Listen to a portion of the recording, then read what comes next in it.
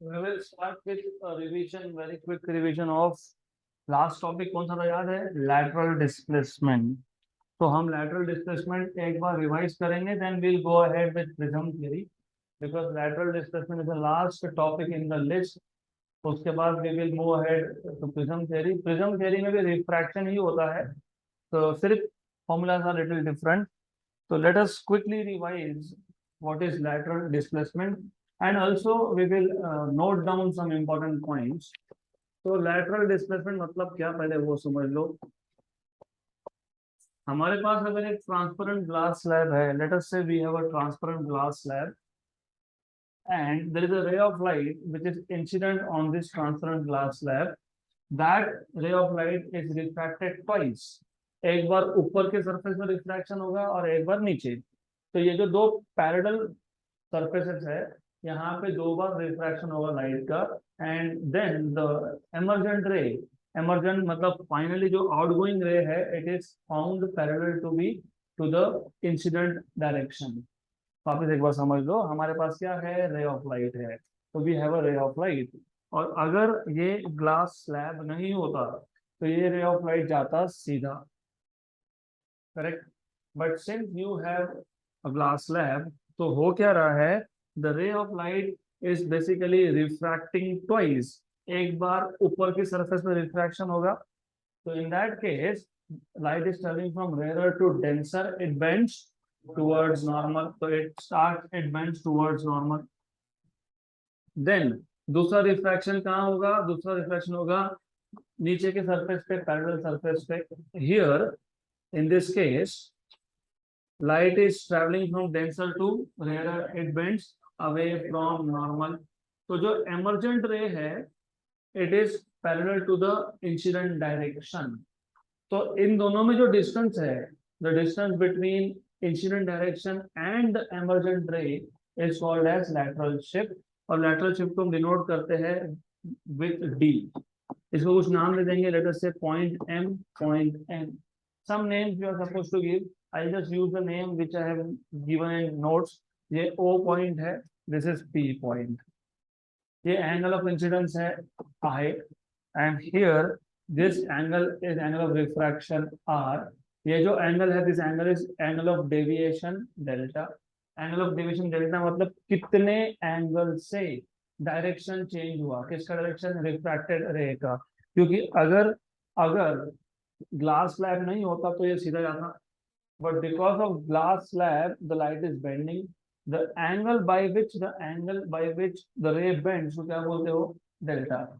The angle by which the ray bends is called as angle of deviation, right? The amount by which the ray deviates is called as angle of deviation. तो एक ही बात है, जैसा भी बोलना हो वैसा बोलो. The angle by which the ray deviates is called as angle of deviation. Yeah, the amount by which the ray bends is called as angle of deviation. यहाँ तक क्लियर, पक्का. हमारे पास रे था, ग्लास स्लैब नहीं होता तो वो सीधा जाता. मतलब ये जो लाइन मैंने बताया है, this is incident direction. But क्योंकि यहाँ पे ग्लास स्लैब है तो दो बार रिफ्रैक्शन हुआ, एक बार ऊपर की सरफेस पे, एक बार नीचे की सरफेस पे. And what we see is, जो एमर्जेंट रे है, it is parallel to the incident direction. तो देयर इज शिफ्ट, डेविएशन नहीं है, क्या है, शिफ्ट है. डेविएशन नहीं है, क्यों नहीं है, क्योंकि एमर्जेंट और incident direction they are parallel to each other. तो ये और एक इंपॉर्टेंट पॉइंट जो प्रिज्म में भी लगने वाला है हमको, when emergent ray is found parallel to the original direction, then there is no deviation. क्या नहीं है वहां पे, deviation. There is no deviation because finally the emergent ray is again parallel to incident direction, right? सिर्फ shift हुआ and the shift is d. तो हमको ये shift कितना हुआ ये फाइंड करना है. and I hope you remember ये thickness कितना था, t. तो हमको जो shift का फॉर्मूला है वो चाहिए in terms of thickness, correct. So we will also write down point by point. बहुत simple है. When a ray of light, when a ray of light is incident on a glass slab, on a glass slab, it is refracted twice. It is refracted twice. One at, आप बोल सकते हो upper surface and other at lower surface. या फिर ऐसा ही बोल सकते हो it is refracted twice through two parallel surfaces, क्योंकि upper and lower surface are parallel to each other, so it is refracted twice through या from two parallel surfaces. Parallel surfaces. The emergent ray is found to be, the emergent ray is found to be parallel to, किसको parallel है? Parallel to incident direction. Parallel to incident direction. And hence there is no deviation. Hence there is no deviation. But the ray shifts. The ray shifts. और ये जो shift है, this shift is known as lateral shift. This shift is known as lateral shift. और हमको ये lateral shift का formula derive करना था. Is that clear? So this much of theory is sufficient. सिर्फ इतना explain करना है. When a ray of light falls or is incident on a plain glass slab, it is refracted twice from two parallel surfaces, and the emergent ray is parallel to the incident direction. The amount by which the emergent ray shifts is called as lateral shift. Correct? That's it. इतना ही explain करना है. और आपको बताना चाहिए lateral shift is given by. तो जो lateral shift का formula है, it is given by, हमने कल ही derive किया था. So you must remember lateral shift is given by d equal to, याद है क्या? t sec r, t upon cos r था. Cos 1 upon cos r क्या होता है? Sec r. Sin of I minus r. Sin of I minus r. तो ये formula आना चाहिए. अब इसको हम प्रूव करेंगे. We are suppose to prove this formula. Do you remember what was the process? ये एंगल है I, Q vertically opposite angle. Then you have considered two right angle triangle. एक है OPM और एक है OMN. तो दोनों right angle triangle low. Start with triangle OMN. हमको पता है इसमें एंगल डेल्टा है, इसका अपोजिट साइड D है और एडजेसेंट साइड वो है hypotenuse. What is hypotenuse? OM. तो फ्रॉम ट्राइंगल, अच्छे से स्टेप्स देखना, स्टेप्स को फॉलो करो नहीं तो गए. फ्रॉम ट्राइंगल, कौन सा triangle? OMN. From triangle OMN, sin delta is opposite side is MN, क्योंकि डेल्टा का अपोजिट है MN, अपॉन हाइपोटेन्यूज, क्योंकि ये 90 डिग्री है तो ये हाइपोटेन्यूज है OM upon OM. Right? Therefore MN equal to OM sin delta. But what is MN? MN is equal to D. Lateral shift जो फाइंड करना है वो. तो but you can say but MN equal to D. Therefore D equal to OM sin delta. Equation number 1. Similarly अब use करो दूसरा triangle. कौन सा ट्राइंगल? दूसरा ट्राइंगल है OPM. तो फ्रॉम ट्राइंगल OPM, यहाँ पे अगर आप कॉस का डेफिनेशन यूज करते हो, cos of R, what is cos R? Adjacent side upon hypotenuse. Adjacent side कितना है? 3. तो cos of r is adjacent side का O से P तक का distance OP upon hypotenuse is OM। यहाँ से आपको मिल जाएगा OM equal to OP by cos r, और ये OP है thickness of the slab upon cos r, मतलब ये आ जाएगा T into sec r। Equation number 2 from equation number 1 and 2, from equation number 1 and 2 you get D lateral shift equal to OM, but OM is T sec r into sin delta. Now that's clear. But if you look, I is equal to R plus delta. इसको equation number बोल देते हैं 3, but from diagram what do you see is I equal to R plus delta, therefore delta equal to I minus R, equation number 4. From equation number 3 and 4 delta की value वहां substitute करो, तो from equation number 3 and 4, from equation number 3 and 4 क्या मिलेगा आपको? D equal to T sec r sin of delta which is I minus R हो गया, hence prove. तो ये आ गया आपका लैटरल शिफ्ट का फॉर्मूला। यहाँ तक क्लियर? यस। तो बहुत सिंपल डेरिवेशन है, जस्ट इन्वॉल्व्स फ्यू स्टेप्स। तो that is the end of, not end of, but that is the start of prism theory. End of refraction बोल नहीं सकते क्योंकि रिफ्रैक्शन पे ही बेस्ड है प्रिज्म थ्योरी। तो टू स्टार्ट विथ, पहले तो आपको प्रिज्म एग्जैक्टली क्या है ये पता होना चाहिए। फिर प्रिज्म से रिलेटेड, नहीं मैंने ऐसे प्रिज्म क्या है मतलब प्रिज्म को डिफाइन कैसे करोगे। फिर प्रिज्म से रिलेटेड जो जो बेसिक कॉन्सेप्ट है, जैसे एंगल ऑफ प्रिज्म जिसको रिफ्रैक्टिंग एंगल भी बोलते हैं। Then number 3, what is refracting edge of prism.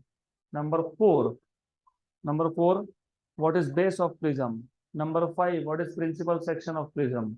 ये पांचों चीजें पता होनी चाहिए, क्योंकि आगे जाके जब प्रिज्म फॉर्मूला हमको डिराइव करना है तो you need to know exactly, if I say principal section, तो एग्जैक्टली पता होना चाहिए कि प्रिंसिपल सेक्शन मतलब क्या, right. So to start with, we will start with basic things. तो हम सबसे पहले प्रिज्म थ्योरी में सबसे पहले डिफाइन करेंगे व्हाट इज अ प्रिज्म। तो प्रिज्म डिफाइन करने से पहले यू मस्ट नो कि प्रिज्म में, पहली बात तो prism is a transparent slab, transparent glass slab होता है, और इसमें होते हैं टोटल हाउ मेनी फेसेस, कितने? 5 फेसेस। तो in total there are 5 faces.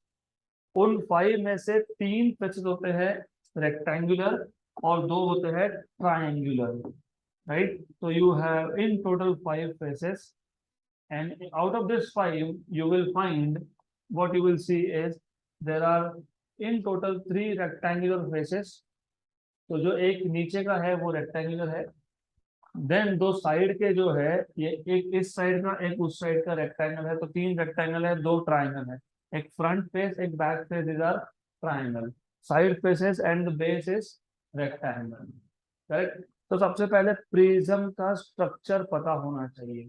अगर प्रिज्म का स्ट्रक्चर पता है तो प्रिज्म को डिफाइन करना is not very difficult. Prism prism is a rectangular slab. किसका स्लैब है? Glass slab, which consists of 3 rectangular planes and 2 triangular planes. So prism is a transparent glass slab which consists of 3 rectangular and 2 triangular planes। यहाँ तक clear sir? Good. Then what else you can say, और क्या बोल सकते हो, because there are a lot of things you can say about this। then मैंने बताया ना आपको क्या क्या डिफाइन करना है, क्या क्या डिफाइन करना है। रिफ्रैक्टिंग एज क्या है, रिफ्रैक्टिंग एंगल क्या है, मतलब एंगल ऑफ प्रिज्म क्या है, उसके बाद बेस क्या है, प्रिंसिपल सेक्शन क्या है। बिकॉज आई नो कि 9th 10th में ये आपको कहीं ना कहीं है प्रिज्म इंट्रोडक्टरी लेवल पे। तो टेल मी इसके आगे क्या करोगे, फिर लिखा है बहुत कुछ but I want from you. तो यू हैव टू सरफेसेस, यहाँ पे दो सरफेस ऐसे हैं जिसको हम बोलते हैं रिफ्रैक्टिंग सरफेसेस। अब इसको रिफ्रैक्टिंग क्यों बोला, तो सबसे पहले समझ लो कि कौन से दो सरफेसेस रिफ्रैक्टिंग है। तो एक ये सरफेस है जो रिफ्रैक्टिंग सरफेस है, this is one refracting surface side face, और दूसरा उधर का दूसरी साइड का face, these two are refracting surfaces. एक फ्रंट साइड का, एक बैक साइड का।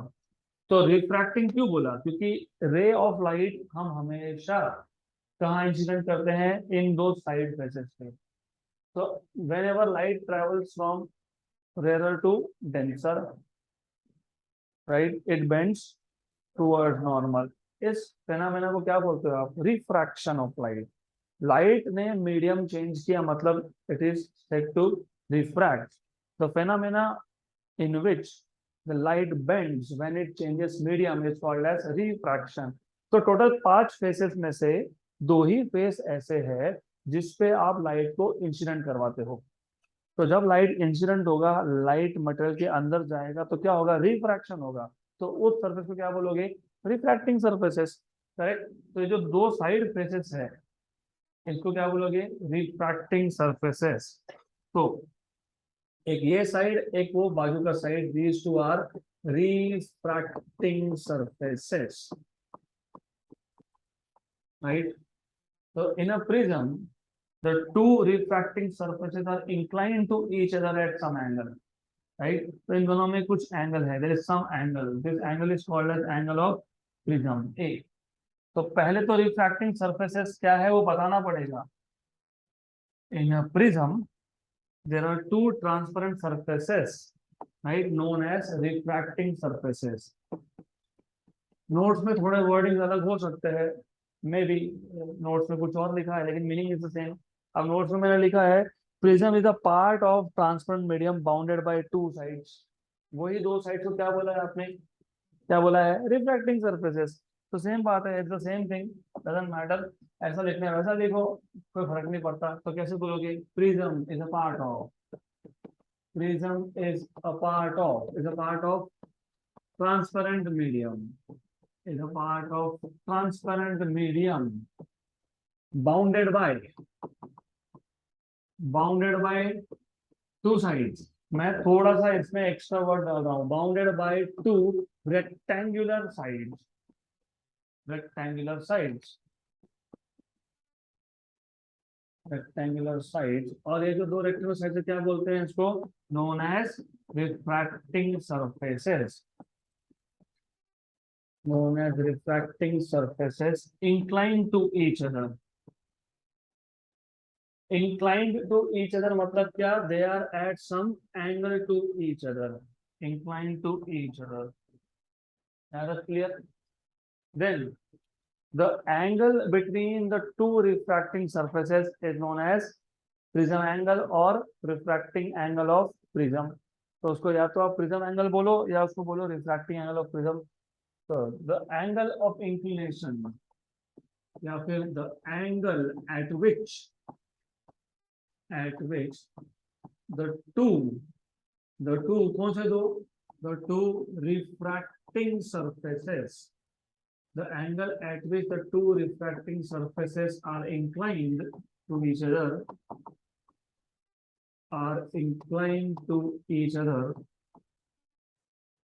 is known as is known as refracting angle या फिर simply angle of prism, is known as refracting angle or angle of prism। Clear. और इस angle of prism को हम नॉर्मली डिनोट करते हैं किससे, ए से। तो A will always mean that this is refracting angle, मतलब ये जो दो inclined surfaces थे इन दोनों का angle. Now that clear? Then there's a line. There's a line along which the two refracting surfaces meet. इसको बोलते हैं refracting edge. क्या बोलते हैं इसको? Refracting edge. The line along which two refracting surfaces meet is called as refracting edge. This will be called as refracting edge. And the line along which, define करो, simple definition है, not very difficult. The line along which the two refracting surfaces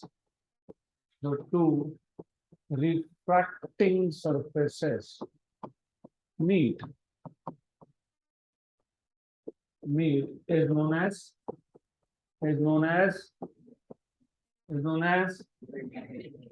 refracting edge. Edges nahi, only edge, because it is singular, only one line. There is only one line along which the two surfaces meet, उसको हम बोलते हैं refracting edge. अभी जो refracting edge है, इसको जो opposite side है, कौन सा, ये नीचे वाला, राइट, इसको बोलते हो base of prism. क्या बोलते हैं इसको? Base of prism. So the side opposite to the refracting edge is known as base of prism. तो जो bottom है, this is called as base of prism. The side opposite, और वो rectangular side है, तो आप ऐसा ही बोल सकते हो, the rectangular side opposite to the refracting edge,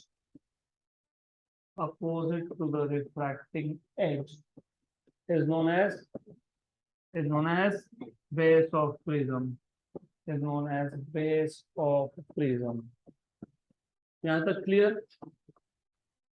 पक्का? Sure. So once again I want to check what is prism. It is a transparent glass medium which consists of three rectangular planes and two triangular planes. तो सबसे पहले you should remember, मैं थोड़ा सा इसको बड़ा दिखाने वाला हूँ, because of course हर एक चीज इंपॉर्टेंट है. अगर ये समझेगा तब आगे का पूरा डेरिवेशन समझ में आएगा. प्रिज्म फॉर्मूला डिराइव करना है हमको, तो steps you will understand if you understand this. तो इसके दो ट्रायंगुलर फेसेस है, ये है दो triangular faces. Then you have three rectangular faces. एक तो जो बेस है, that base is rectangular shape, और दो side faces they are rectangular shape. This is prism. Correct? Clear? Then prism is a transparent medium which is bounded by two rectangular planes known as refracting surfaces. तो ये याद रखना, ये जो sides है, this side and the other side is called as refracting surface. मैं ऐसा बार बार क्यों बता रहा हूँ, क्योंकि बेसिक्स क्लियर होना चाहिए. इसका मतलब लाइट अगर कहीं इंसिडेंट होगा तो इन दो फेसेस पे ही हो सकता है, that's it.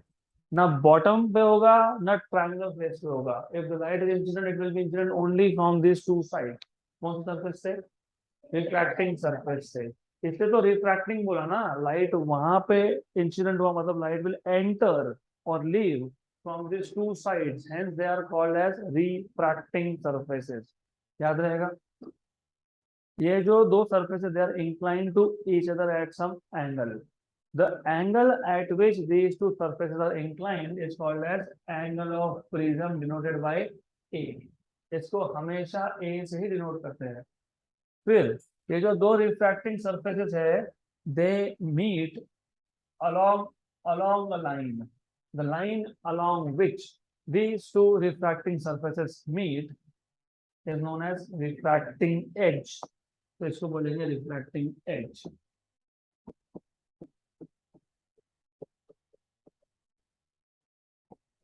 Then a side opposite to refracting edge is called as base of prism. तो रिफ्रैक्टिंग एज को अपोजिट जो है उसको बोलते हैं बेस ऑफ प्रिज्म. एक लास्ट डेफिनेशन जो बाकी है, that is called as principal section of prism. What do you mean the principal section of prism? A section which is perpendicular to refracting edge is called as principal section. मतलब basically idea ये है, ये जो prism था इसको मैंने perpendicular cut कर लिया. परपेंडिकुलर काटना मतलब क्या? Look, you have a prism and you cut it perpendicular. आपने इसको ऐसा काट लिया, right? You have cutting it. For example हमारे पास अगर एक वायर है, वायर को मैंने परपेंडिकुलर कट किया. कहाँ गया? ये best example of wire. This is the wire. अब इसको कट करने के दो तरीके हैं. एक है अलोंग द लेंथ, इसको बोलते हैं लॉन्गिट्यूडनल सेक्शन. क्या बोलते हैं इसको? दूसरा है परपेंडिकुलर टू द लेंथ, इसको बोलते हैं क्रॉस सेक्शन. क्या बोलते हैं इसको?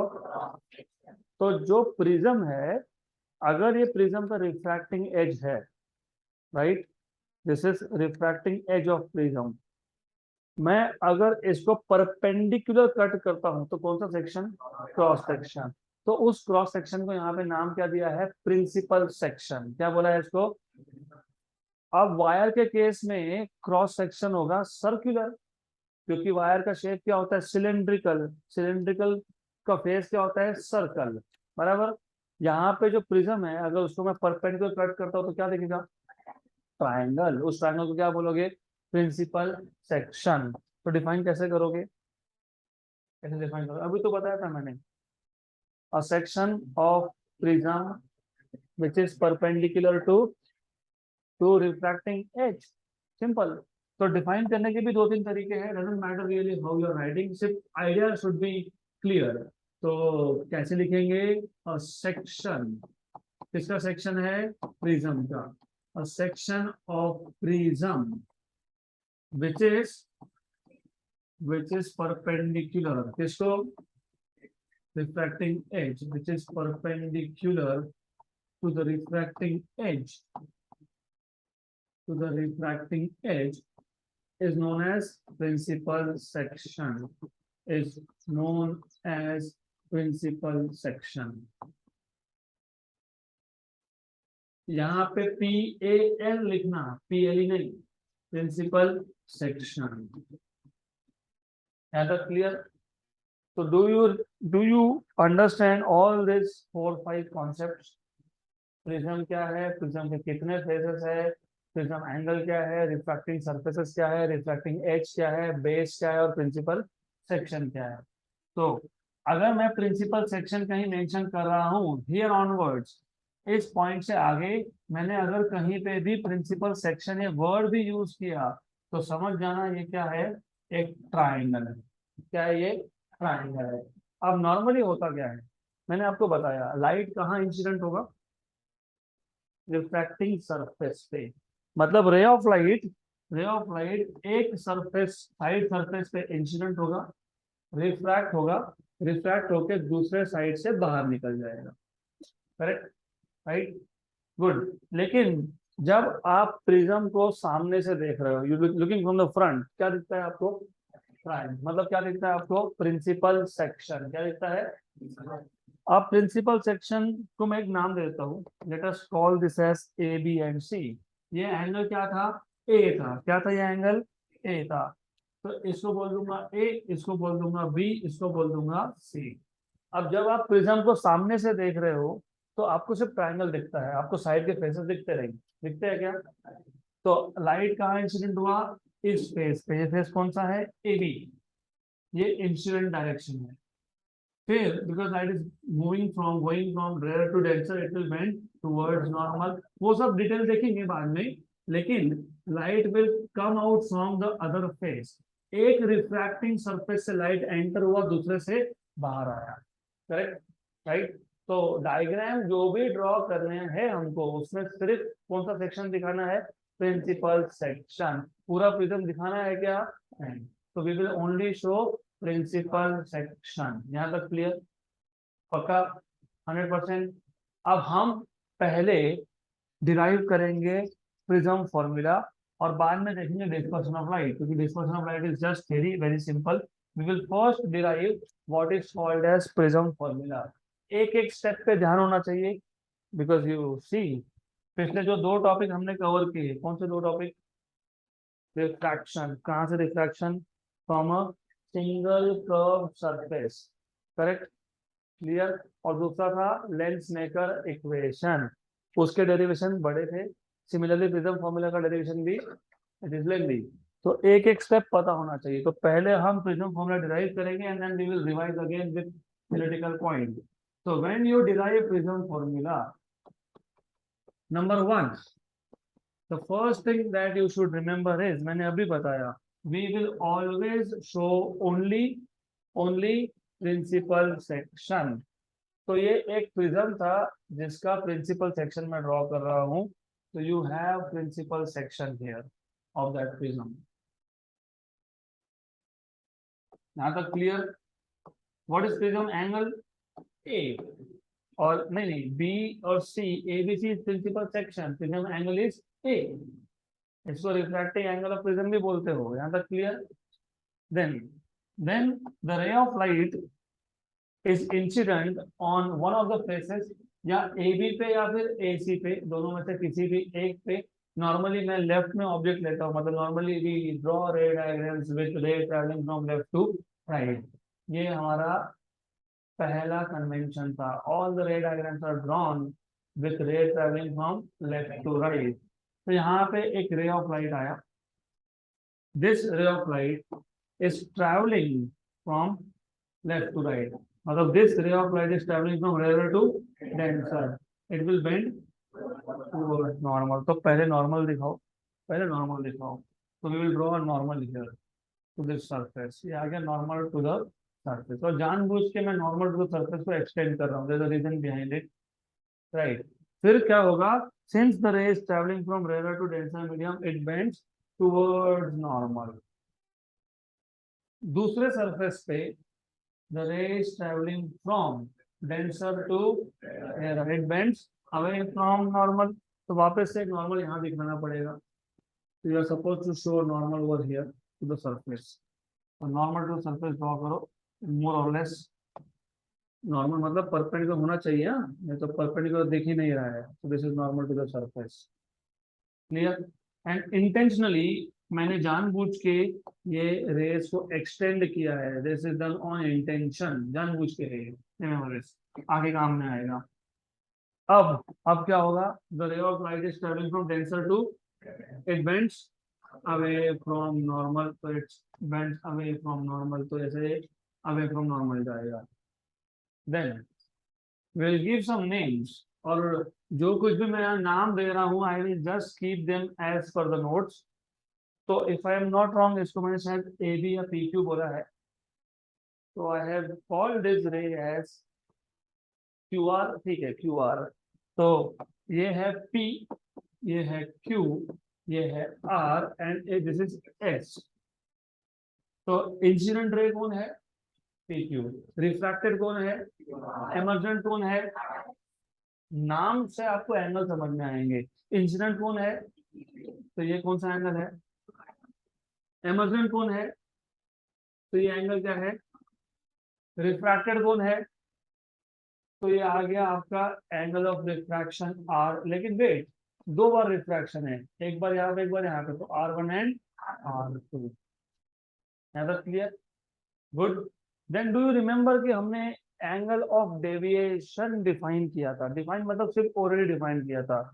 एंगल ऑफ डेविएशन, डेविएशन मतलब कितने अमाउंट से रे का बेंडिंग है, मतलब in short, in short in short original direction और फाइनल डायरेक्शन, मतलब यहाँ पे इंसिडेंट डायरेक्शन और एमर्जेंट डायरेक्शन में एंगल कितना।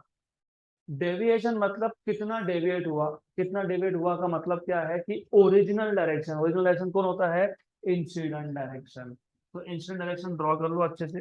अगर प्रिज्म नहीं होता, प्रिज्म नहीं होता तो रे कैसा जाता? स्ट्रेट जाता। ये कौन सा डायरेक्शन है? Incident. Angle of deviation is the angle between, is the angle between incident direction and emergent direction।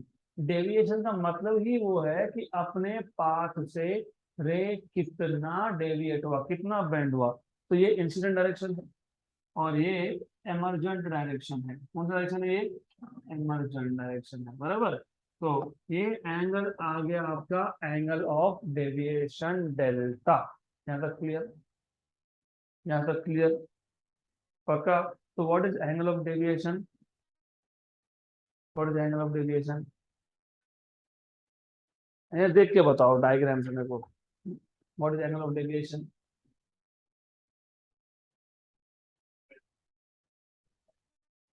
What is angle of deviation? What is angle of deviation? Yes, you. What is angle of deviation? What is angle of deviation? Green shirt के बाजू में. The one who is wearing grey shirt with specs on. What is angle of deviation? तुम पीछे कि तुमसे पूछ रहा हूँ मैं. Why are you looking behind? What is angle of deviation? क्या है angle of deviation?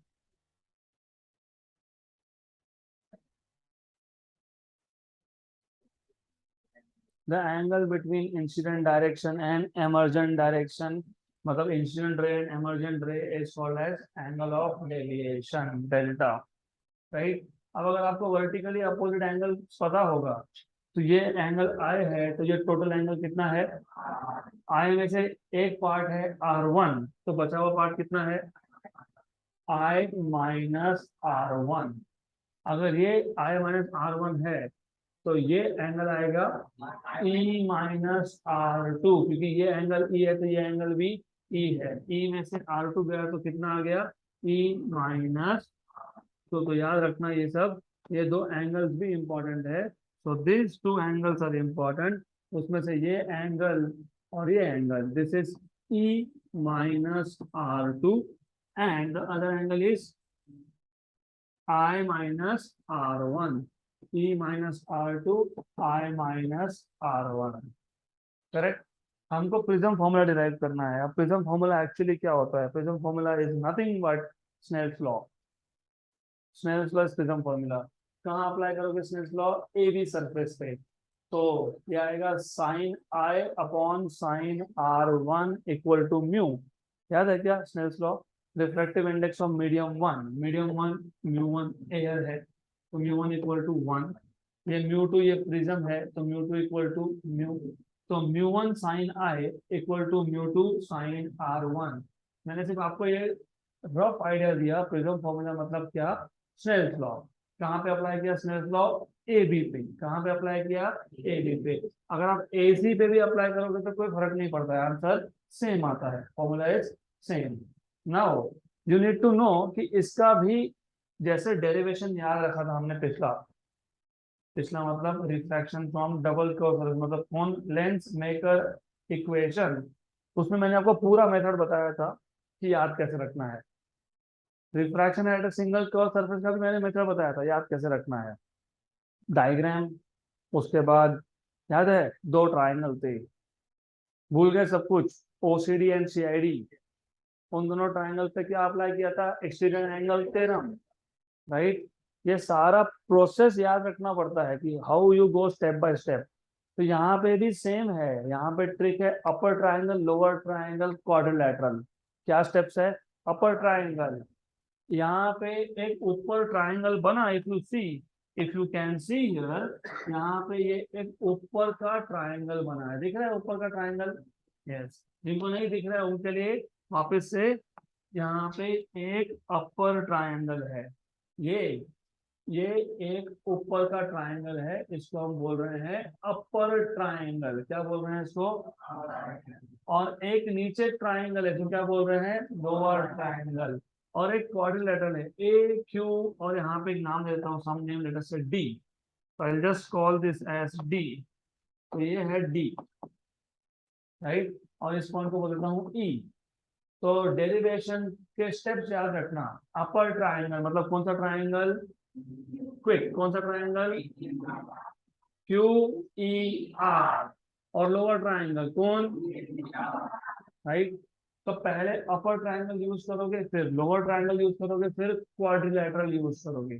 तो टू स्टार्ट विथ, लिखने का हम बाद में करेंगे, मैंने आपको बताया सबसे पहले you need to remember steps. Steps याद रहेंगे तो derivation is nothing, upper triangle. और याद रखना, मैं बार बार बोल रहा हूँ, दिक्कत फिजिक्स का नहीं है, फिजिक्स का कोई इशू नहीं है। The issue, there are two issues. Number one, आपका मैथ्स वीक है। अभी मैथ्स नहीं होगा तो फिजिक्स नहीं आएगा। अगर आपको स्कूल का मैथमेटिक्स नहीं पता, साथ में 11th 12th का पता होना चाहिए, अब स्कूल का ही नहीं पता तो क्या करेंगे फिर physics? You will give up hopes on physics, honestly speaking. इसलिए इसलिए यहाँ पे मैं इतनी मेहनत कर रहा हूँ, it is because that you need to know all this. तो ध्यान यहीं पे चाहिए। यहाँ वहां देखे हंसे तो फिर I will go into stage where आता मारे सटकली। तो ध्यान दो यहाँ पे, ये कौन सा है? डेल्टा। ये कौन है? आई माइनस आर वन। ये कौन है? E minus are to. ये था क्यू, ये था आर, ये है ई। कौन सा थ्योरम अप्लाई करोगे?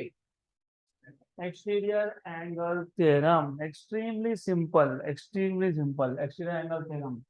तो exterior angle delta is sum of two remote interior angles, I minus R1 plus E minus R2. Delta equal to I plus E. Negative R1 negative R2 तो minus common निकाल लोगे तो bracket में आएगा R1 plus R2, equation number 1। और ये JEE NEET CET के लिए भी इम्पोर्टेंट है। क्यों? क्योंकि प्रिज्म फॉर्मूला में डायरेक्टली फाइनल फॉर्मूला पे क्वेश्चन कम आते हैं और इंटरमीडिएट इन बिटवीन स्टेप पे ज्यादा आते हैं। इस पे भी क्वेश्चन आता है, राइट? तो हर एक step, each single step you must know what is delta, angle of deviation, what is I, angle of incidence, what is E, angle of emergence, what is R1, angle of first refraction, what is R2, angle of second refraction. ये हो गया अपर triangle.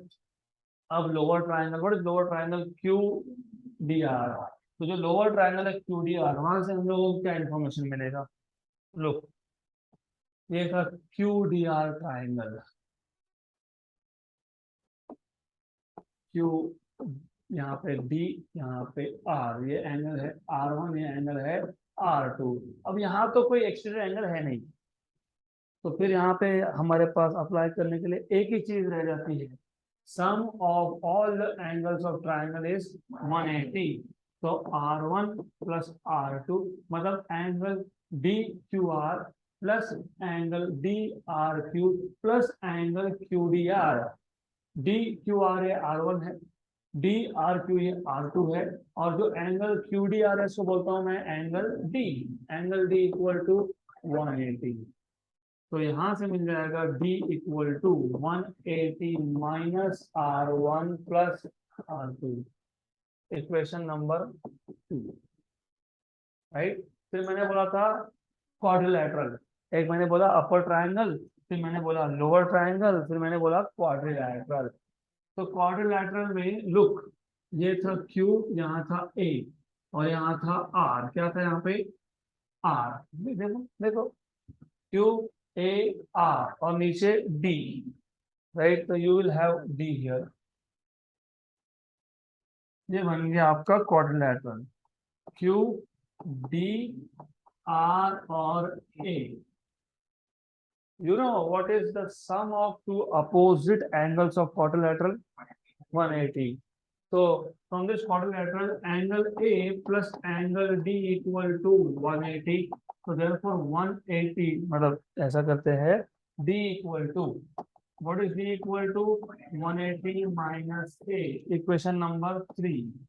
अब equation number 2 और equation number 3 दोनों का left hand side same है, तो right hand side क्या आएगा? सेम आएगा।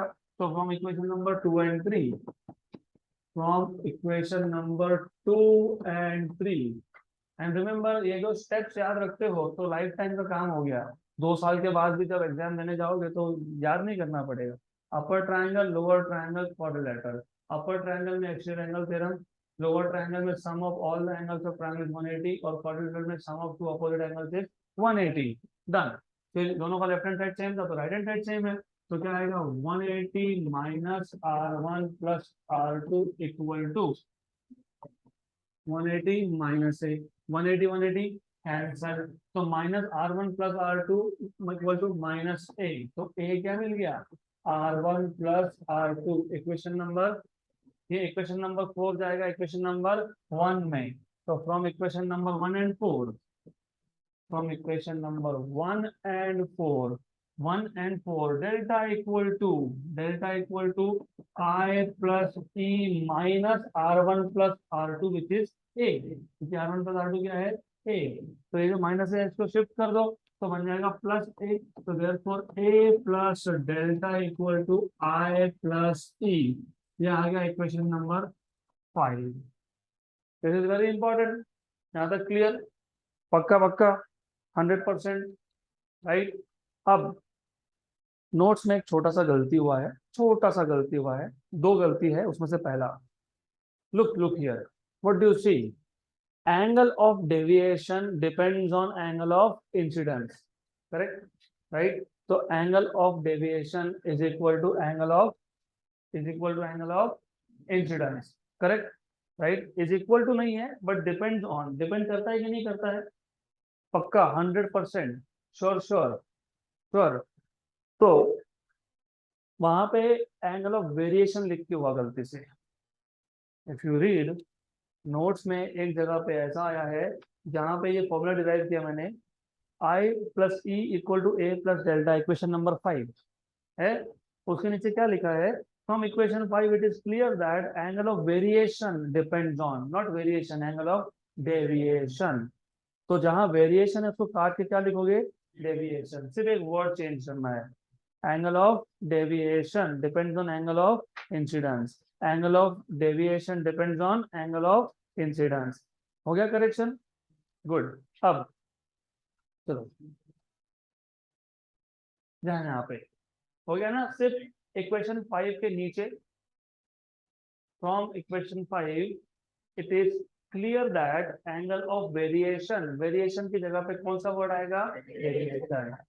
तो from equation 5 what do you see, what do you notice, angle of deviation depends on angle of incidence.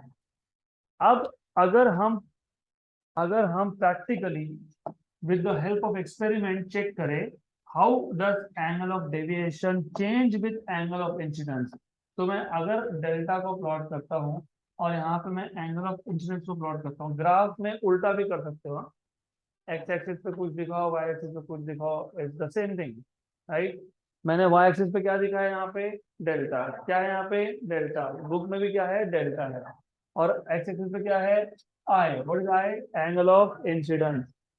अब सबका ध्यान यहाँ पे, see the idea here is, बात ऐसी है इन दिस केस, ये जो एंगल ऑफ इंसिडेंस था आई, what is angle of deviation, it is the angle between incident direction and emergent direction। तो डेफिनेटली अगर मैं एंगल ऑफ इंसिडेंस को चेंज करता हूं तो एंगल ऑफ डेविएशन भी क्या होगा, चेंज होगा, क्योंकि एंगल ऑफ डेविएशन डिफाइन ही वैसे किया आपने, it is the angle between incident direction and emergent direction, मतलब एंगल ऑफ इंसिडेंस को चेंज करना, इसका मतलब एंगल ऑफ डेविएशन को चेंज करना।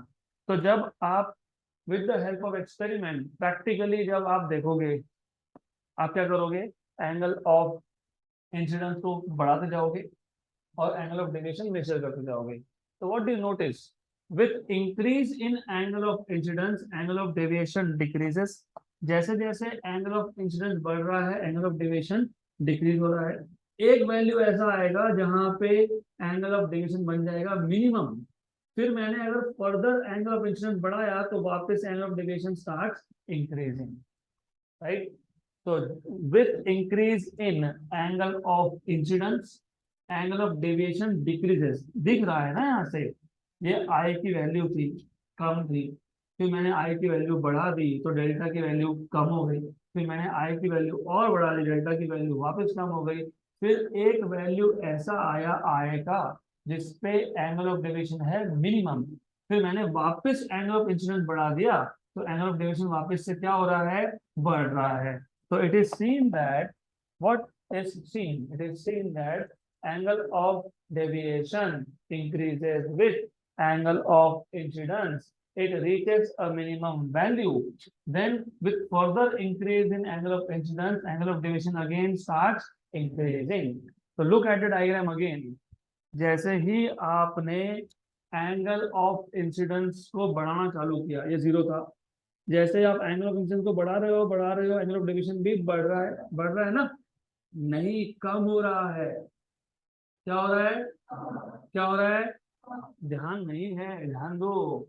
As you increase angle of incidence angle of deviation is decreasing. So with increase in angle of incidence, angle of deviation decreases. Then it reaches the minimum value. And then again with further increase of angle of incidence, angle of deviation starts increasing. Right? अब exactly इस particular value को हम denote करते हैं delta n से. M stands for minimum. M stands for minimum. अब ये जो डेल्टा एम आया, मतलब एंगल ऑफ डेविएशन का जो मिनिमम वैल्यू आया, एग्जैक्टली उस वैल्यू पे हुआ क्या, तो ये समझ लो। At delta equal to delta M, तो यू नीड टू अंडरस्टैंड जो हमने यहाँ पे प्रिंसिपल सेक्शन ड्रॉ किया था, मैं वापस दिखा देता हूँ, बिकॉज सेम डायग्राम पे मुझे दिखाना नहीं है, नहीं तो समझ में नहीं आएगा कुछ। ये था प्रिंसिपल सेक्शन। एग्जैक्टली जब delta equal to delta M हुआ तो हुआ क्या, हुआ ऐसा, ये जो ये था कौन सा रेट, पी क्यू, ये कौन था क्यू आर, ये कौन है आर एस, कौन है एमर्जेंट। तो जब delta equal to delta M हुआ तो उस केस में ये जो रिफ्रैक्टेड रे है Q R, it is becoming parallel to the base. Base कौन है? B C, right. ये कौन है? क्यू है। ये कौन है? आर है। ये कौन है? आई है। ये कौन है? आर वन है। ये कौन है? आर टू है। ये कौन है? ई है। मैंने जानबूझ के आर वन और आर टू नहीं लिखा है वहां पे, बट इट ऑन इंटेंशन, क्योंकि होता ऐसा है कि जब एंगल ऑफ मिनिमम डेविएशन आए तो Q R becomes parallel to B C. तो at delta equal to delta M Q R is parallel to B C, और जब ऐसा होता है तो R one equal to R two equal to R one पर, क्योंकि उसके बिना पॉसिबल ही नहीं है। Unless these two angles are equal, जब तक ये दो एंगल्स इक्वल नहीं है तब तक क्यू आर ये बीसी को पैरेलल हो ही नहीं सकता। यहाँ तक क्लियर? यहाँ तक क्लियर? पक्का पक्का 100%। अब अगर ऐसा है, और एक कंडीशन है, अगर ऐसा है तो जो आई की वैल्यू है this is equal to E value. ऐसा क्यों आया? There are two ways to prove this. दो तरीके से प्रूव कर सकते हो आप। नंबर वन अभी अभी आपने लिखा था, if you remember, I equal to E, I plus E equal to A plus delta, या तो वहां से करो, या दूसरा suppose if I apply Snell's law, ये है mu one equal to one, ये है mu two equal to mu, ये वापस से है mu one equal to one, क्योंकि प्रिज्म के दोनों साइड पे कौन है? एयर है। ए बी सरफेस पे लगाओ Snell's law, mu one sine I equal to mu two sine R, R one ना, तो आर वन कौन है? आर। तो म्यू वन की वैल्यू कितनी है? तो sine I, mu two is mu, sine of R one is sine of R. दूसरे फेस पे लगाओ, mu two sine R two, mu two sine R two equal to mu one sine E. भूल गए सब? Reflective index of medium into sine of angle in medium equal to refractive index of another medium into sine of angle in another medium, right? उल्टा भी लिखो चलेगा, mu one sine E, ठीक है, equal to mu two sine R two, वही तो लिखा मैंने। यहाँ तक क्लियर? पक्का 100%। Let us say this is equation number A. Some equation A. Mu two कौन है? Mu sine R two R कौन है? म्यू वन कौन है? Equation number B. Equation A और इक्वेशन बी का एक एक साइड क्या है, तो दूसरा साइड क्या होगा? तो साइन आई इक्वल टू क्या आएगा? साइन आर कहाँ से आया? साइन ई, तो आई इक्वल टू क्या है? हो गया प्रूव। तो जब जब मैं रिपीट करूंगा, don't worry, this is the first first go through of prism formula, उसके बाद वापस रिपीट होगा। जब तक आपके सिस्टम में फिट नहीं बैठता तब तक होता रहेगा। और ऐसा फिट बिठाना है कि नींद में से उठ के भी करते रहे। राइट? उठे क्या, चलो डिराइव करेंगे। R1 equal to R2 equal to R कब हुआ? when angle of deviation is equal to delta m, मतलब एंगल ऑफ मिनिमम डेविएशन। और एंगल ऑफ मिनिमम डेविएशन का क्या होता है? क्या होता है? कौन सा रे किसको पैरेलल है? क्यू आर रे किसको पैरेलल है? बेस को पैरेलल है। करेक्ट। तो और एक कंडीशन है आई इक्वल टू ई। यहाँ तक क्लियर? अब हमारे पास दो फॉर्मूला थे, एक में R1 plus R2 equal to ए था, और एक में A plus delta equal to I plus E था। तो जहां पे R1 plus R2 equal to ए था, वहां पे R1 की वैल्यू क्या आएगी? R। R2 की वैल्यू क्या आएगी? R इज इक्वल टू ए। तो ये क्या आ गया? 2R इज इक्वल टू ए। तो R क्या आ गया? लेकिन R है क्या? R1 equal to R2। Correct. तो क्या आ गया? R1 equal to R2 equal to A by to.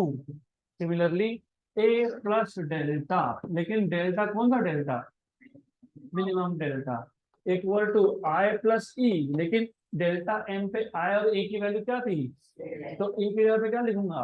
I. तो रिमेंबर दिस, ये फॉर्मूला था A plus delta equal to I plus E, लेकिन डेल्टा क्या है? Delta M. डेल्टा एम जब हो तो आई और ई की वैल्यू क्या है? तो A plus delta M equal to two I. तो I equal to A plus delta M by two. है क्लियर? अब यही इक्वल टू क्या आएगा? ई। अब आपकी मर्जी, उस फेस पे स्नेल्स लॉ अप्लाई करो।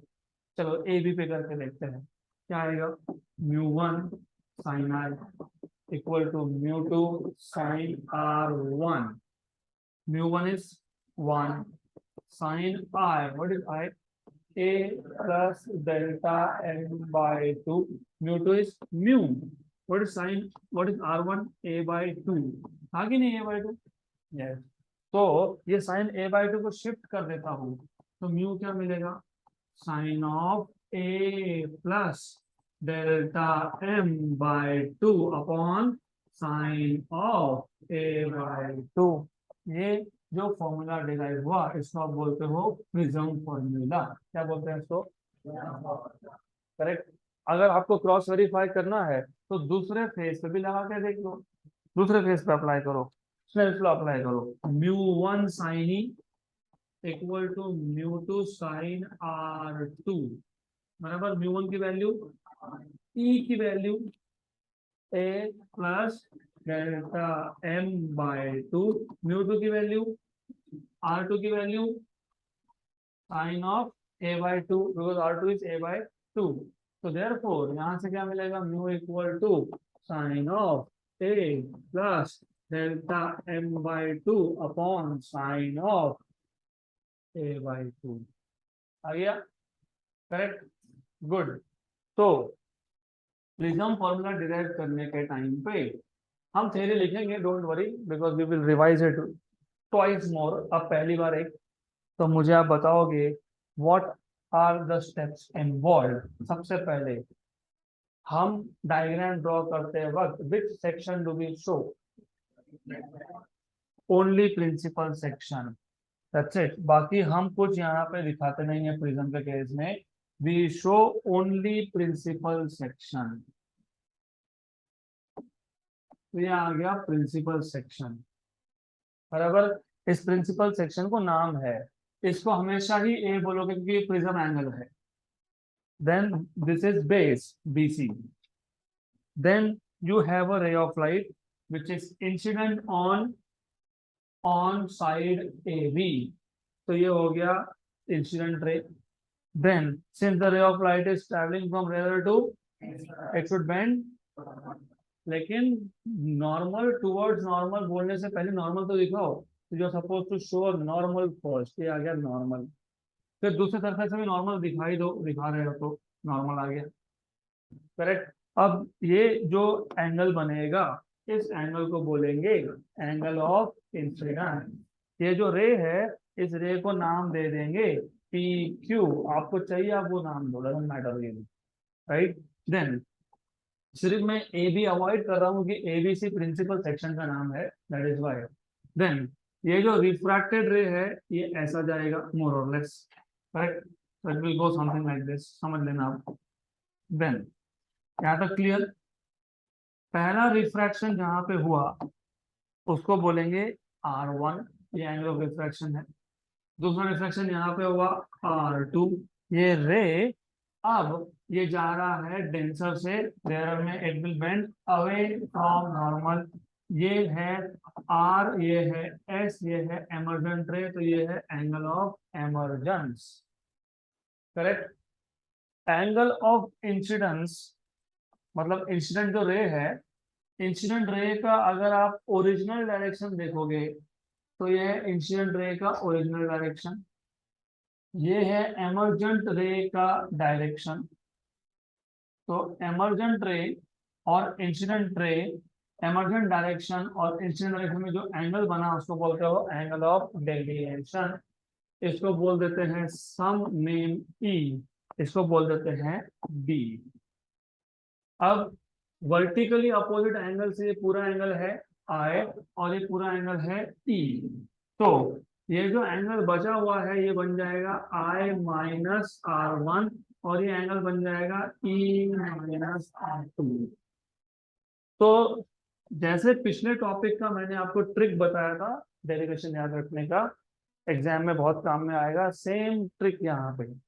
पहले डायग्राम को कंप्लीट करो.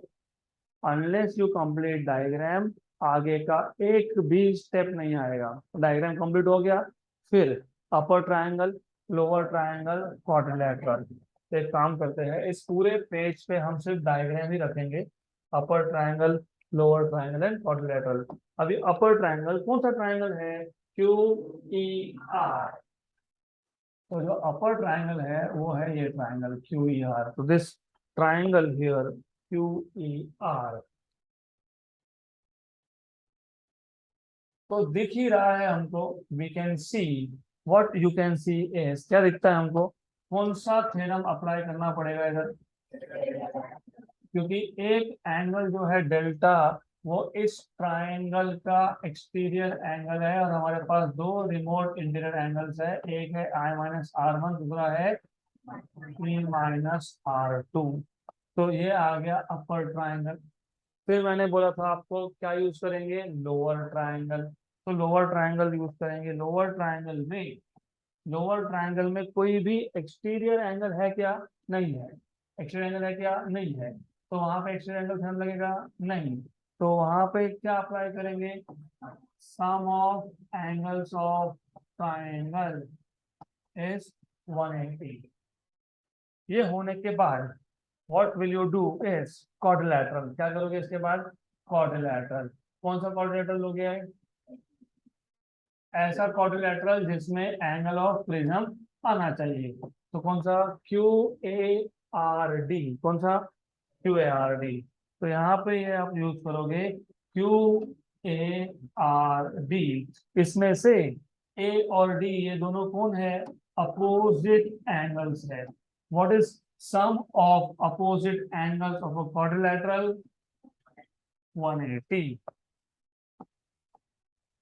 करेक्ट. तो ये तीन डायग्राम अलग से ड्रॉ कर लिए. तो पहला डायग्राम से exterior angle theorem, delta equal to I minus R1 plus E minus R2. तो delta equal to I plus E minus R1 plus equation number 1. दूसरे ट्रायंगल से R1 plus R2 equal to 180. तीसरे quadrilateral से ए plus D, मुझे पता है गलती है, I am expecting you will tell me what is wrong.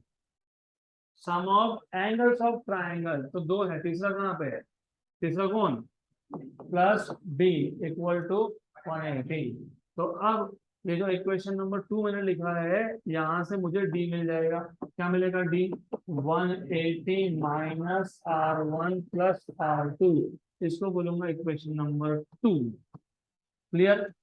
और ये जो इक्वेशन नंबर 3 है, यहाँ से b इक्वल टू 180 माइनस ए। अब इक्वेशन नंबर 2 और 3 का लेफ्ट हैंड साइड क्या है, सेम है, तो 180 minus R1 plus R2 equal to A minus 180, बराबर, नहीं गलत है, 180 माइनस ए, तो 180 माइनस ए, तो क्या कैंसिल होगा, 180 180, तो -R1 plus R2 equal to minus A, तो A equal to R1 plus R2, equation number 4।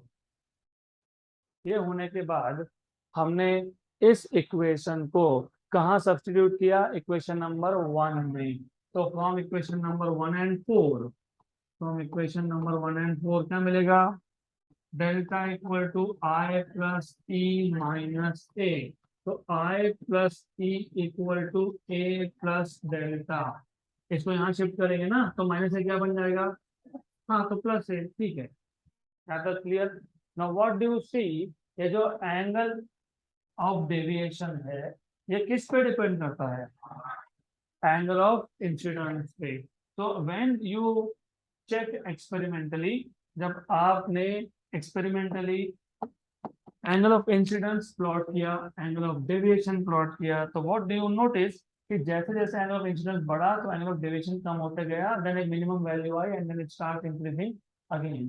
So with increase in I, the value of delta decreases, the value of delta becomes minimum at some point, right, and then it starts increasing again, तो ये value है delta m।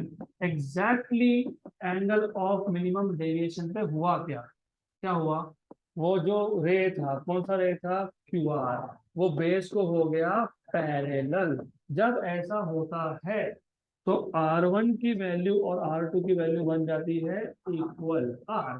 जब ऐसा होता है तो I की value होती है E, तो R1 equal to R2 equal to R, लेकिन हमारे पास तो था R1 plus R2 equal to A, R1 R है, R2 R है, तो 2R कितना है, A है, तो R कितना है, A/2, लेकिन R को क्या बोला है, R1 एंड R2।